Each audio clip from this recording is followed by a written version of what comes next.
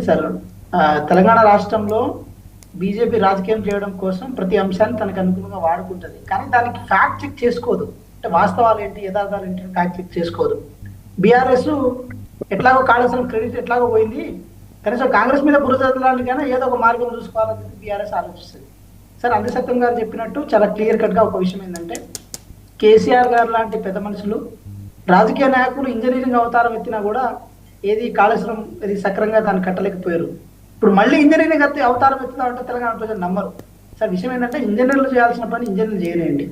Expert committee ఏదైతే దిశానిర్దేశం చేస్తుందో ఆ కమిటీ నిర్ణయాల మేరకు అంశాన్ని ముందుకు పోనివ్వండి. తద్వారా ఏమైందంటే సార్, ఒకసారి మోసపడ్డం, ఏది 1,00,000 కోట్ల వరకు దాంట్లో పెట్టి ఆ ప్రాజెక్టులో నష్టపోయినాం. మళ్ళీ మన పైత్యం ఏదైతే ఉందో అది దాని మీద చొప్పించి, మన పాలిటిక్స్ దాని మీద చొప్పించి దాన్ని మళ్ళీ ఆగం చేసే ప్రయత్నం చేస్తే తెలంగాణ రాష్ట్రం ఏ నీళ్లు నిధులు నియామకాల కోసం కొట్లాడారో